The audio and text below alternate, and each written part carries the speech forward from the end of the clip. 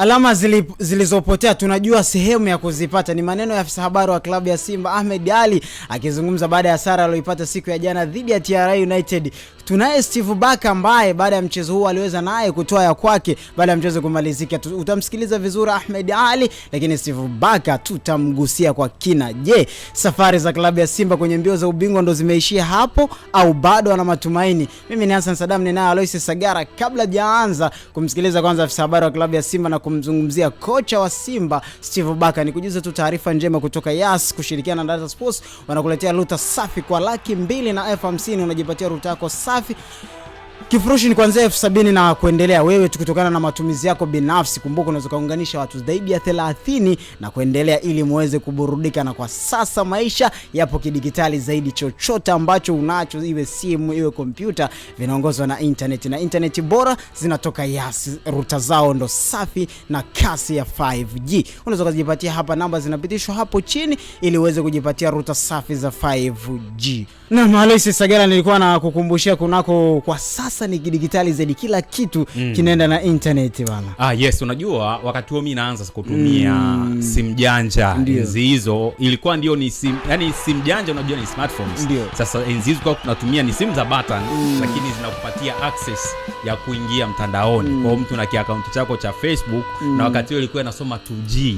Sasa tazama kutoka kwenye 2G mpaka saizi tuko kwenye 5G. Na nadhani wanasayansi bwana wako kwenye process za kuboresha zaidi, inawezekaja 6G au speed nyingine ya ajabu zaidi kuliko hii ambayo tuko nayo hivi sasa. Kwa hiyo mimi naendelea kuwakumbusha pia watazamaji wa Data Sports wajichukulie bwana ruta za Yas zenye kasi ya 5G, ruta ambazo haina kukwama. Yani kuna World Cup inakuja bwana, tena World Cup itakuwa inachezwa muda mbaya zaidi. Kwa hiyo mtu akijipatia ruta ya Yas anaweza akawa nyumbani kutumia tablet, computer, TV yake ambayo ni smart TV, akashuhudia mechi pasipokuwa na shida yoyote. Msemo wa Kiswahili unasema kizuri huwa kizuri kinajiuza, kibaya chajitembeza. Hizo ni ruta safi kabisa za Yas. Aloysi Sagara, tulianza kabla hajafanya chochote tumsikilize kwanza afisa habari wa klabu ya Simba Ahmed Ally aliyozungumza baada ya mchezo wa jana dhidi ya TRA kumalizika kwa suluhu ya bila kufungana bila katika uwanja wa Arusha. Baadaye sasa tutakaporejea tuanze kuyazungumza. Tumepata matokeo haya, lakini sisi Simba Sports Club matokeo haya hayajatutoa katika mstari wa mapambano kuelekea katika ubingwa. Haina shida, gepo linaongezeka lakini litamalizika vile vile. Sisi ndio tunaojua gepo tutalimalizaje. Kwa hiyo acha gepo liongezeke, lakini Simba tutalimaliza hilo gepo, wala usikue na mashaka hata kidogo, ndugu mwandishi. Na mimi ni afisa habari wa klabu ya Simba Ahmed Ally akizungumza kwamba wao wanajua sehemu ya kuzipata hizo alama ambazo wamezipoteza. Walikuwa na gap ambalo wameanza kulitengeneza dhidi ya mpinzani wao ambao ni Young Africans. Akasema wao wana sehemu ambako wanaweza kuzipata hizo alama zilizopotea. Kabla tuanzie na hiyo kauli kwanza ya Ahmed Ally, alafu baadaye tuzungumza alichokizungumza Steve Barker hapa. Alafu tuanzie kwanza eneo hilo la Ahmed Ally, kwanza eneo kwamba wanajua sehemu ya kuzipata alama ambazo wameanza kuzipoteza kwa sasa kwenye ile gap ambalo anaachwa na mpinzani wao Young Africans kwenye msimamo wa ligi. Kwenye kauli ya Ahmed Ally anasema kwamba ndio kuna gap la alama 5, lakini wao wanajua watazitoa wapi. Sasa mimi nataka nimpinge kwa kauli yake mwenyewe, kwa sababu zingekuwa alama 3 ningekubaliana na yeye kwamba hizo alama 3 watazipata kwenye mchezo dhidi yao na Yanga ambao utachezwa Mei 3. Sijui unanielewa? Sasa ukitazama gap la alama kati yao ni alama 5. Alama 5 tena ikitokea Simba kipolo chake anakishinda ndio zinabaki hizo alama 5. Sasa unatazamia hizi alama 5, okay fine, let's say Simba atamfunga Yanga. Hii ni kwa mfano kwenye dabi ambao watakutana tarehe 3 ya mwezi wa 5, Simba ashinde kwa Yanga, zitabaki alama 2. Hizo alama 2 Simba hata zipunguza vipi kutoka kwa Yanga? Ndio pale tunaenda labda amuombee mabaya au anamuombea mabaya Yanga, lakini wakati huo pia Simba akiwa anaendelea kukusanya alama 3. Sasa mashaka yangu yanakuja hapo. Yanga kumuombea mabaya kilikuwa ni kipindi cha hapa nyuma, wakati ambapo wanapitia struggle nyingi kwenye kikosi chake, walikuwa na fatigue, baadhi ya wachezaji wake walikuwa majeruhi, mechi zilikuwa zinafuatana back to back kila siku, baada ya siku 2-3 wana mechi zimefuatana. Huo ndio ulikuwa wakati wa kuiombea Yanga mabaya, kwamba wakati huu ambao kuna wachezaji muhimu hawapatikani kwenye kikosi chao, wakati huu ambao mechi wanacheza back to back, wakati huu ambao kuna wachezaji wana majeruhi na still Yanga akawa anashindwa kudondosha hizo alama zote tatu, akawa anadondosha alama 2, anaondoka na alama 1, kitu ambacho pengine kimeenda hata kutengeneza hili gepu ambalo lipo la alama 5 endapo Simba akishinda mchezo wake mmoja kutimiza michezo 18 kwa 18. Sasa Ahmed Ally kauli yake mimi nakuja kuipinga hapo, kwa sababu Simba na Yanga wana mchezo mmoja pekee wa ligi.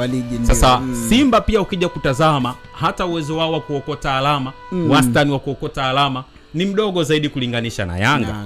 Ndio maana sasa tunazungumza Yanga na alama zake za kutosha pale juu kileleni, anafuatia Simba, anafuatia Azam. Yanga amekuwa na consistency ya kupata matokeo mazuri tofauti na Simba. Unamtazama Yanga ambaye alipata ushindi wa mabao 3-0 mbele ya Tanzania Prisons, kaenda kucheza na Pamba, tena Pamba akiwa anaishikilia rekodi bora zaidi kwamba hajapoteza mchezo wowote akiwa kwenye dimba lake la CCM Kirumba. Yanga amekunda pale, kashinda mabao 3, kaondoka na alama zote 3.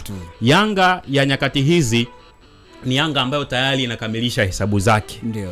Yaani hesabu za Yanga zinaenda vizuri licha ya kwamba hawajawa na msimu bora zaidi kama msimu uliopita. Hata msimu uliopita pia haukuwa bora sana. Ndio maana tukashuhudia Simba wanakwenda kutai na Yanga mpaka mchezo wa mwisho ndio nakuja kutupatia bingwa. Lakini msimu huu Yanga pengine angepaswa kuwa mbali zaidi. Ni kwamba grafu ya Yanga imeendelea kusalia kawaida. Tuseme kwa lugha nyepesi imeshuka kulinganisha na Yanga labda ya misimu 3 huko nyuma, 4 huko nyuma na Yanga ya msimu huu. Hata Maxim Nzengeli pia alikiri kwamba Yanga hii na Yanga ambayo alijiunga nayo ni Yanga mbili tofauti. Sijui unanielewa? Hiyo inakuonyesha kwamba performance au kiwango cha Yanga kimefanyaje, kimeshuka. Lakini licha kwamba Yanga bado wamepitia nyakati ngumu ndani ya msimu huu, wapinzani wake ambao wanamfukuzia karibu zaidi kwa maana ya Azam, Simba, hata Singida Black Stars pia wamekuwa na nyakati mbaya zaidi. Sasa wameshindwa kutumia huu dhaifu ambao Yanga walikutana nao, haya matatizo ambayo yalikuwa na wakumba Yanga wakashindwa kuyatumia wao kwenda kukaa pale juu. Sasa hapo unapata pia maswali mengine magumu ya kujiuliza, kama huyu Simba ameshindwa kutumia hii weakness ambayo Yanga ameonyesha hapa, Simba angeweza kushinda game zake akakaa juu kwa tofauti ya alama nyingi tu kwenye ile michezo ambayo Yanga alitoa suluhu mfululizo karibia michezo 4-3. Simba angeweza kushinda michezo yake akakaa pale juu. Sijui unanielewa? Pale angekuwa yuko kwenye comfortable zone. Saa hizi Yanga yuko comfortable zone, Simba hayuko comfortable zone, na simply ni kwamba kwa sababu tu tayari kuna tofauti ya alama kubwa kati ya Simba pamoja na Yanga ambaye yuko pale juu kileleni. Hayo ilikuwa ni mawazo ya Aloysi Sagara kutokana na kauli ya afisa habari wa klabu ya Simba Ahmed Ally. Na wewe bwana, uwanja wa comment huko wazi hapo, unaruhusiwa kuandika. Wewe unakubaliana na useme wa Ahmed Ally kwamba wao wanajua sehemu ya kuzipata hizo alama ambazo mpinzani wao Young Africans anaongoza alama 5, wanajua sehemu ya kuzipata, na unaruhusiwa kuandika chochote hapo chini. Baada ya mchezo kutamatika, kocha wa klabu ya Simba Steve Barker naye alitia neno lake baada ya kupata sare hiyo, akisema kuwa walicheza vizuri, ukiachana kwamba uwanja ulikuwa ni changamoto nyingine ambayo iliwafanya wasiweze kupata matokeo. Japokuwa baadaye alisema wachezaji walikuja kuadapti mazingira ya uwanja, wakaendelea kucheza kwenye mifumo, walitengeneza nafasi nyingi lakini hawakuweza kuzitumia. Swali kubwa ambalo aliulizwa Steve Barker na lileta kwa Aloysi Sagara, mechi inayofuata wana michezo miwili pale pale katika uwanja huo wa Sheikh hapo jijini Arusha. Na tayari kocha amesingizia kunako swala au amesema ni uhalisia kwamba kiwanja hata watu walikuwa wanatazama mpira walikuwa wanaona kabisa kuna uwanja so hauleti mazingira mazuri kwa klabu ya Simba. Ana mechi mbili pale pale. Yaani excuse ya viwanja vya away nadhani ushakuwa wimbo wa taifa. Hakuna timu ambayo itaenda kucheza mkoani huko, hasa wakubwa wa hapa Dar es Salaam wasilalamike kwamba pitch haikuwa nzuri. Pitch haikuwa inatufavor au ina favor style of play ya timu yangu. Kitu ambacho kinamkosti kocha Steve Barker ni kushindwa kubadili game approach. Hajajua namna kucheza kwenye viwanja vya hapa Dar es Salaam, kwamba akiwa nyumbani anaiset timu yake icheze vipi, na akienda ugenini anapaswa kuiset timu icheze vipi kulingana na viwanja au kiwanja ambacho anakwenda kukitumia. Amekuwa na approach ile ile, kitu ambacho kinamkosti, na nadhani ndio kitu pekee, nitafanya research lakini nadhani pia ndio kitu pekee pia ambacho bado kinamsumbua kocha mkuu wa Azam kwa maana ya Florai Benge. Unaona Azam msimu huu michezo ya away ndio michezo ambayo hajapata matokeo mazuri. Yani suluhu nyingi kazipata ugenini. Hata kwenye zile timu ambazo unaona ni za kawaida kwamba kwa quality ya Azam na huyu mpinzani ambao anakwenda kukutana naye Azam wanapaswa kuondoka na alama zote 3, lakini mwisho wa siku unashangaa mchezo unatamatika kaondoka na alama moja, kwa maana mchezo umetamatika kwa sare au suluhu. Ni kwa sababu kocha Florent Ibenge hajajua namna ya kucheza viwanja vya ugenini. Sasa miongoni mwa jinsi unakwenda kucheza vipi kwenye viwanja vya ugenini, sio watoe mashabiki wako wa Dar es Salaam uende nao mkoani, sio ubebe yale mabenchi pale Azam Complex uyapeleke mkoani. Hapana, ni game approach.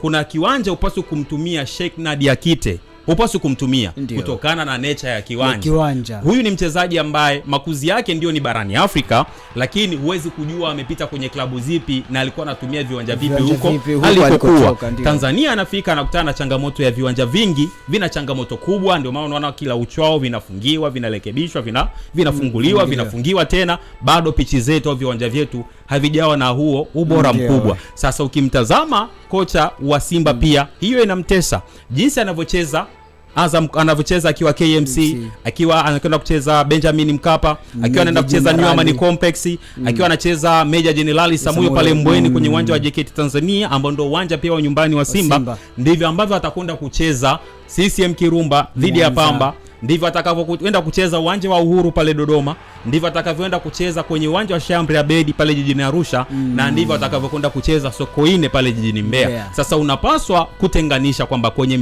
michezo yangu ya nyumbani ninacheza hivi, nitaiseti timu yangu kucheza mpira wa namna fulani. Ninapokwenda ugenini, wewe Anseti Oura ni mtu ambaye anapenda sana kuokota mpira, kuondoka na watu watatu wawili. Viwanja vya ugenini tena saizi nyakati ni ngumu, nyakati za masika, mvua sana zinanyesha, viwanja vingi vinakuwa kwenye hali mbaya, tope la kutosha, maji yanakuwepo, mengine kuna vidimbwi vidogo pale kiwanjani. Wewe Handset, tabia yako au sifa yako kuu ya kukimbia na mpira, upige chenga wachezaji wawili mpira ukiwa mguuni, huu uwanja hauwezi kukuruhusu kufanya hicho kitu. Unapaswa kubadilisha. Tunabadilishaje? Tunacheza mipira mirefu. That's why kocha wa Yanga alivyofanya press kuelekea mchezo wao dhidi ya Pamba Jiji, aliwaahidi kabisa mashabiki na wanachama wa klabu ya Yanga, hata sisi wachambuzi na watangazaji wa habari za michezo, alitujuza akasema kwamba jamani, kesho timu yangu haitacheza mpira mzuri ila itapata matokeo.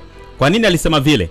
Kwanza alifahamu anakutana na timu ya aina gani. Pamba Jiji ni timu ambayo inatumia nguvu, ina maana hata kama mkono umiliki mpira bado hawataridhika kukono kumiliki mpira kwa muda mrefu, watakaba kwa nguvu kuhakikisha wanakupokonya huo mpira. Kitu kingine ni nature ya kiwanja, kwamba tunakwenda kucheza CCM Kirumba, mvua zinanyesha, pichi haiko kwenye ubora, kwa hatupaswi kwenda kucheza the way tunacheza KMC tukiwa kwenye uwanja wetu wa nyumbani. The way tutacheza New Amani Complex au Benjamin Mkapa, tunapaswa kubadilisha game approach, kwenda kucheza na Pamba Jiji kwenye uwanja wake wa nyumbani ambao unajua hauko kwenye hali nzuri. Sasa ukija kwa kocha Steve Barker wa Simba, yeye ni copy and paste, anachokiapply akiwa Meja Jenerali Samuyo ndicho anachokwenda kukiapply akiwa CCM Kirumba au Sheikh Amri Abedi pale jijini Arusha. Nadhani hiyo ni miongoni mwa changamoto kubwa pia ambayo bado inamkabili kocha Steve Barker. Naam, huyo alikuwa ni Steve Barker, lakini Aloysius Sagara ameweza kutia neno lake. Kipi hawezi kukifanya Steve Barker wakati bado ana michezo miwili pale Arusha? Aloysius Sagara, kuna hili la Simba ambalo linaendelea, matatizo nje ya kiwanja. Hapa sio tunazungumzia wachezaji ama matatizo mengine aliyopo. Juzi tulisikia swala la tajiri Modeuji, mwekezaji ameweza kuwabakiza baadhi ya wachezaji, lakini kumekuwa na press mbili ambazo ziliitwa. Tuliona wakimzungumzia swala la Jiruti kwamba ameleta kiwanja, swala la mchezaji Ino Josephine Loemba. Haya matatizo ambao wanayabeba kuelekea wana mechi, unakuta wana mechi fulani mbele yao, lakini haya matatizo ndio yanaendelea kuwa yanabebwa nje kuelekea mechi nyingine. Haya matatizo ndio kusema yanaendelea kuwa ni chanzo kingine cha Simba kwenye safari yao ya ubingwa ambao wakati mwanzoni wa msimu unaanza ilionekana ni nyeupe. Yeah, of course. To some extent hizo sababu za nje ya uwanja zinachangia kwenye mambo mengi, hasa hilo ambalo umeligusia kwamba kupoteza focus ya ubingwa, kwa sababu ukiwasikiliza viongozi wengi wa Simba walianza vizuri sana ligi. Miongoni mwa timu, nakumbuka Yanga kwenye mchezo wa 3 wangapi wamekwenda kucheza na Mbeya City, alipata suluhu. Yanga mpaka anakuja kucheza na Azam, Simba alikuwa hajapoteza mchezo wowote. Azam anakuja kucheza naye Benjamin, anafungwa bao 2-0, ndo anavunjiwa unbeaten run ya Simba kwenye michezo ambayo ndio kwa shaicheza michezo takriban 5 alikuwa hajapoteza mchezo wowote. Wakati ule watu walikuwa washaanza kuiona Simba pengine msimu huu Simba anaweza kupata chochote kitu ndani ya ligi kuu ya NBC. Hata kama hatofanikiwa basi kesho yao inaweza kuwa bora zaidi. Simba hizi sababu za nje ya kiwanja pia ni sababu ya wao kuwatoa kwenye reli, kuwatoa kwenye focus, kwa sababu haiwezekani timu inajipanga kwenda kucheza mchezo mgumu dhidi ya TRA United. TRA ambaye Yanga pia amekwenda ameshindwa kupata chochote kitu. TRA ambaye yuko kwenye nafasi ya 8 na ana wachezaji wazuri, ana mwalimu mzuri Etienne Ndairagije. Nyie mnakuja na agenda zingine nje ya uwanja. Automatically zile zinakwenda kuwavuruga pia wachezaji.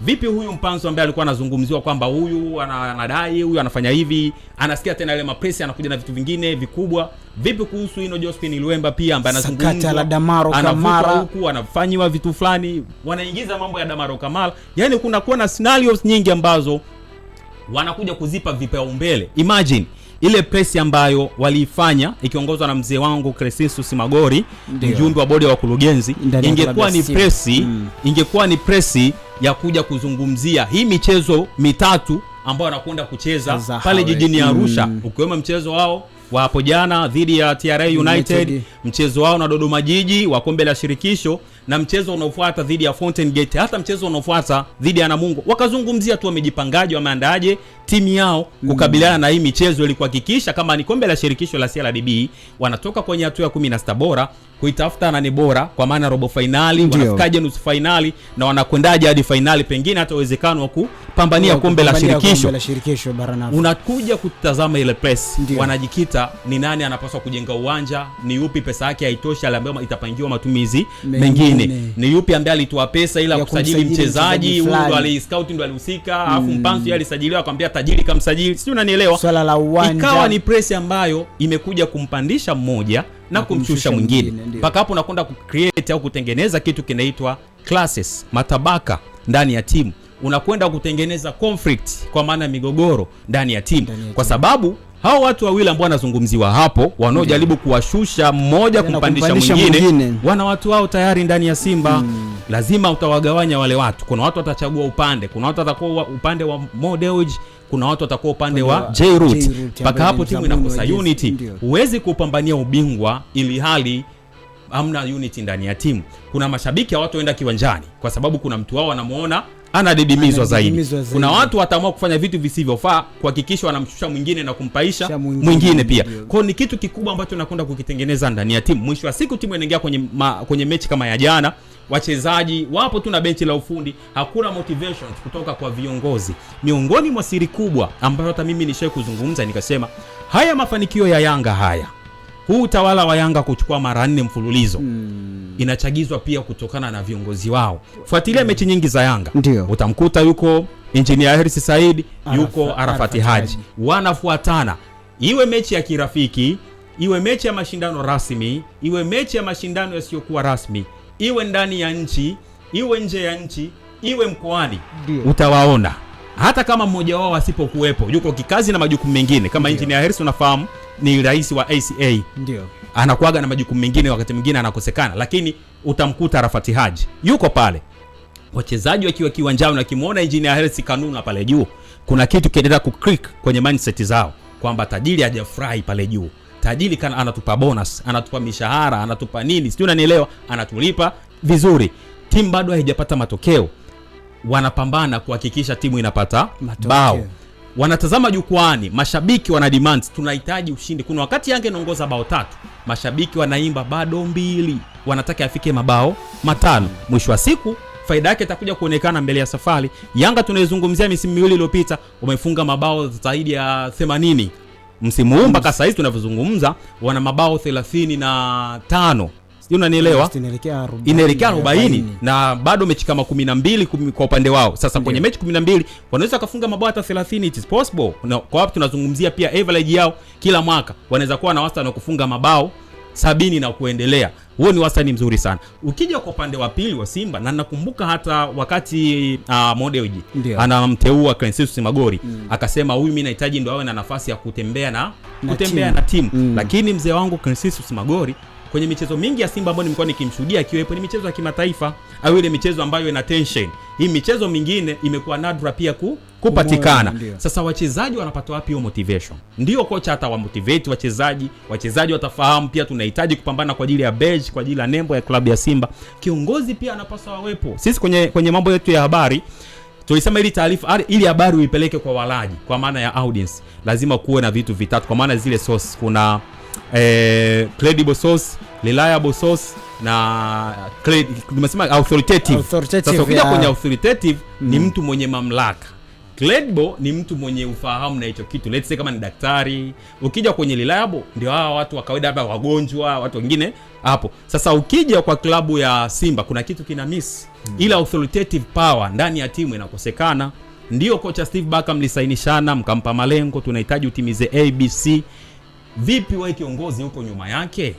Au ndio unasubiri siku akosee umuite? Hata wewe kiongozi mwenyewe pengine hata utambui kosa liko wapi, ila kutokana na pressure ya mashabiki unaamua kumuita na kumpatia barua ya thank you. Kwa unaona kabisa safari ya Simba ya ubingwa msimu huu officially mimi naweza kusema ni ngumu sana, kwa sababu kuna mambo mengine ambayo wanayafanya nje ya kiwanja yanatoa kwenye focus. Ndio maana kuna siku tunazungumzia hapa sakata la Damaro, nikasema kwamba hivi kweli Simba wanashindwa kupambania alama 3 kiwanjani mpaka wanataka wapate alama 3 hizo kutoka CAS, kwamba Yanga apokonywe alama ambazo Damaro alitumika, ikibainika anakosa apokonywe alama ambazo walimtumia Damaro kwenye michezo hiyo ya ligi kuu, and then mpaka hapo Simba atakuwa na asilimia ya kuwa bingwa, kwa sababu michezo ambayo Damaro ameitumikia Yanga na Yanga akashinda au kupata alama moja ni michezo mingi sana. Sasa imagine michezo hiyo, let's say michezo 11, michezo 12 wanaitoa kwa upande wa Yanga zile alama zote ambazo kakusanya. Hapo tunazungumzia alama zaidi ya 20 na kitu. Sasa leo alama 20 na kitu, mnyama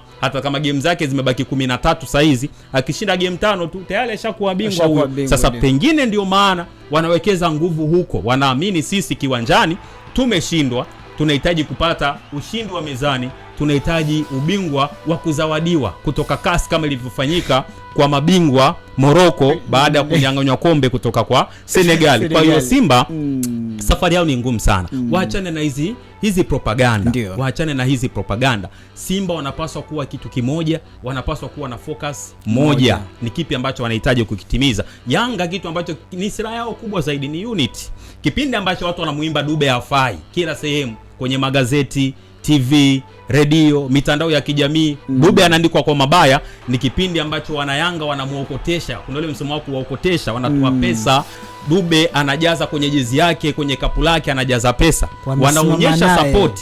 Rais wa klabu ya Yanga Engineer Hersi anatamka, anasema Dube ndio mshambuliaji wetu, sioni haja ya kuleta mshambuliaji mwingine. Dube tunamwamini. Na hiko ni kipindi ambacho Dube kwenye mchezo mmoja anatengenezewa big chances 6, anafunga bao moja. Big chances 3 anazipoteza. Yanga inapata ushindi mwembamba kwa sababu Dube alitengenezewa nafasi na akashindwa kuzitumia. Nenda upande wa pili, walikuwa wana Steven Dese Mukwala, walikuwa wana Christian Lionel Ateba, walimaliza wakiwa na mabao 13. Still wakaambiwa bwana hao wachezaji hawafai, wakaona si kitu ndani ya klabu ya Simba, wakaondoka zao. Wakiwa wamecheza dakika chache, mabao 13 kila mmoja. Prince Dube alikuwa na dakika nyingi pamoja na Clement Mzize, mabao 14. Lakini Simba alikuwa wepesi zaidi kushawishika kwamba ni kweli Ateba na Mukwala hatuwahitaji tena ndani ya Simba, waondoke. Huyo alikuwa ni Alois Sagara, nafikiri hawezi kumaliza. Amesema kikubwa ambacho kinaibeba Yanga ni umoja wao, na klabu ya Simba wanatakiwa warudi na dhana yao ya nguvu moja inatakiwa iwepo. Tumeona baadhi ya mashabiki wengine wakipelekwa polisi, wengine wakitengenezewa kesi. Kumekuwa na mvurugano ndani ya klabu ya Simba, na haya mambo mengine ambayo hayako nje ya uwanja yanaweza kusababisha yakawatoa kabisa kwenye yale malengo ya kukimbiza kombe ambalo wako nyuma ya Yanga, ambayo Yanga yeye tayari anaendelea kujitengenezea nafasi zake, hana mpinzani pale juu. Sasa Simba ili aweze kuendelea kumkimbiza lazima aondoe mambo mengine ambayo yako nje ya kimchezo wa focus na alama 3. Mimi ni Hassan Saddam, nilikuwa na Alois Sagara, aliyesimamia kamera si mwingine ni Mr. Pako. Tukutane tena wakati mwingine, bye bye.